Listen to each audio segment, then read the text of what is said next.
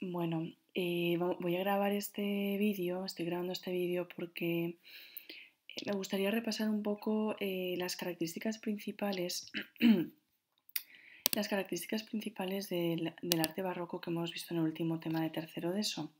Las tenéis aquí recogidas y aunque las hemos visto en inglés, me gustaría hacer un resumen en castellano porque, bueno, pues para que nos queden más claros algunos conceptos y también de cara a la actividad que os voy a plantear de repaso, ¿vale? Que va a ser, bueno, en cierta forma creativa y adaptada a nuestra realidad española, ¿vale? Entonces, bueno, aquí he copiado las características principales, como he dicho, de, de este movimiento artístico y, como digo, también lo que más me interesa es que veáis los ejemplos, ¿no? Los ejemplos que definen, que definen estas formas tan típicas del barroco. Una de ellas es esta que veis en esta diapositiva, referida a las líneas curvas, ¿no? Que reflejan movimiento. Aquí tenéis también la misma fachada, pero en mayores dimensiones, sobre la iglesia de San Carlos de las Cuatro Fuentes de Borromini. Al mismo tiempo, también encontramos esta sensación de movimiento o de líneas curvas en las típicas columnas solomónicas o salomónicas que aparecen también en esta etapa. Aquí tenéis una imagen en más detalle de las columnas del baldaquino de Bernini que encontramos en el Vaticano. Y aquí también pues, tenemos otros ejemplos que definen muy bien esta sensación de movimiento en contraste o en comparación con lo que veíamos en la época del Renacimiento en las que, perdón, en la que las imágenes o las esculturas, las columnas, en general la arquitectura era como mucho más cuadrada, rectangular y no tan curva como en el barroco. Por otra parte, como veis en la escultura también se va a apreciar un movimiento destacado que en este caso en vez de seguir, digamos, formas curvas, va a seguir sobre todo trazos diagonales, movimientos en la ropa, como se aprecia en los pliegues que veis en esta imagen, y sobre todo también mucha expresividad en las caras, lo que lleva a pensar que ya no solo se pretende reflejar una imagen en sí misma, sino una escena, ¿vale? Que cuenta una historia, sobre todo. Al menos de forma mucho más expresiva que en la etapa de renacentista. Aquí tenéis una imagen de Santa Teresa en el momento del éxtasis y en la que, pues bueno, como veis, se refleja muy claramente esa expresividad de la que os hablaba. Y bueno, aquí también se ve, como veis, siguen representando algunos temas mitológicos, pero sobre todo, insisto, se ve como o se aprecia como una clara forma diagonal, como veis aquí, en lo que os estoy marcando, desde las manos de Dafne hasta los pies de Apolo, y ello genera mucho movimiento, mucho dinamismo, y también, si os fijáis también en la cara de Dafne, sobre todo, eh, se expresan mucho los sentimientos a través de su expresión corporal y facial especialmente. En este caso, pues el momento en el que se está transformando en árbol, ¿vale? Aquí tenéis otra imagen y alguna más. Otra característica muy típica y que aparece de forma muy destacada ahora en el barroco es la técnica del tenebrismo o el claroscuro. Ambas denominaciones, como sabéis, son equivalentes, en la que bueno, pues se reflejan muy claramente unas partes de forma mucho más acentuada que en otras que aparecen de forma oscura, ¿no? Lo que contribuye a que el espectador fije su mirada en unos puntos en concreto que interesan especialmente al pintor. Aquí tenéis también otros ejemplos de Rembrandt. Y en este caso, como veis, pues el tenebrismo no aparece tan marcado, ya que Rubens, las obras de Rubens se consideran como un poco un caso aparte. No utiliza tanto esta técnica, pero sí utiliza una, una composición, especialmente de los cuerpos, muy característica, ¿no? Especialmente en las mujeres, pues cuerpos como muy rollizos, en un ambiente generalmente bucólico, que reflejan la maternidad, la fecundidad, etc. ¿Vale? Aquí veis también estos ejemplos. Y por último, en cuanto ya a la decoración, pues vemos que una característica, como ya se sabe en general, una característica que permite reconocer muy fácilmente el barroco es la gran ornamentación que presentan especialmente los altares, pero muchas veces también las fachadas o los muros de las iglesias, ¿no?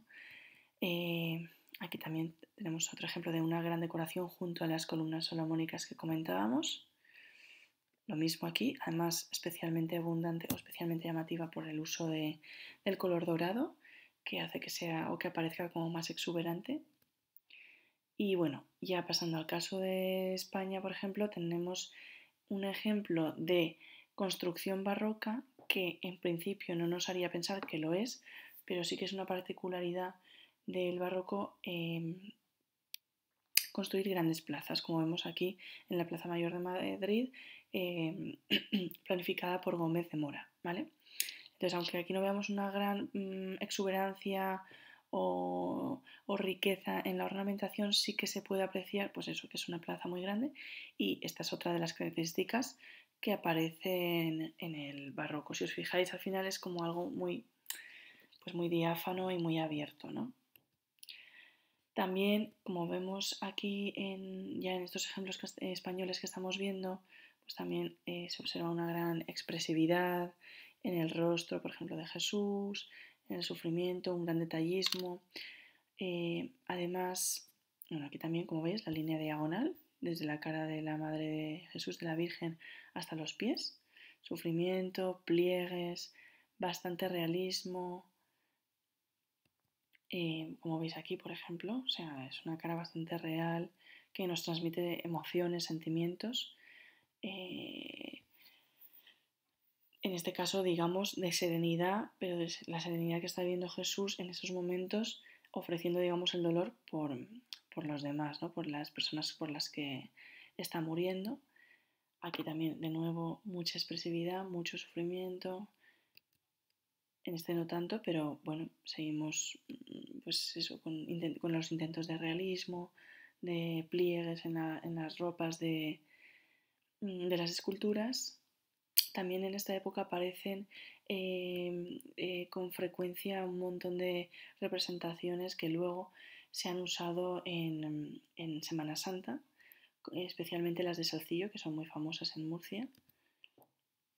Aquí tenéis otro ejemplo con mucha emotividad, movimiento, escenas. Lo mismo aquí, no están representando sin más a una figura, sino que están representando una escena o un momento en concreto.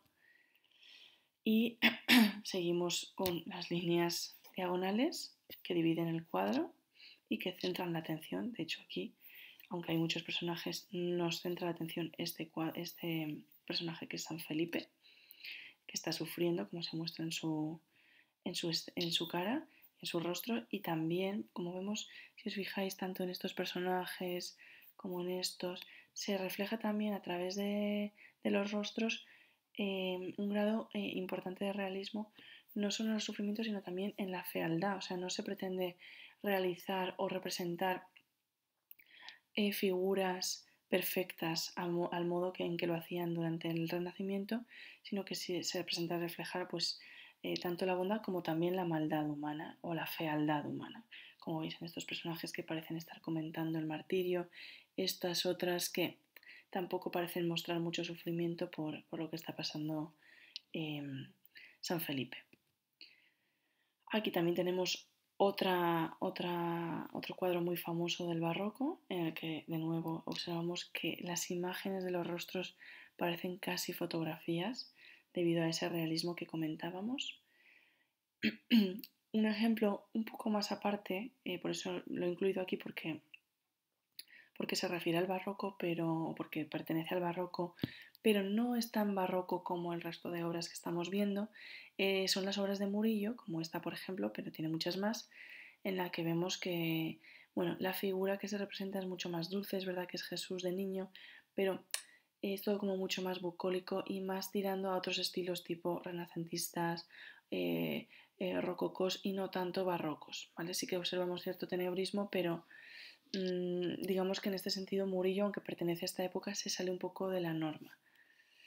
En las Meninas de Velázquez, en este famoso cuadro, pues de nuevo podemos observar pues, grandes contrastes de luces y sombras, muchos juegos del pintor, también la representación de la fealdad, como veis aquí. La fealdad me refiero sobre todo al realismo, ¿no? Aquí tenéis una imagen en más detalle, como veis este personaje pues no es especialmente agradecido y bueno, sobre todo lo que os decía del tenebrismo. Con esto acabamos la presentación. Simplemente quería recordaros que en breve os comentaré qué actividad me gustaría que hicierais para ya poner fin a este último tema que hemos visto de historia y que bueno, pues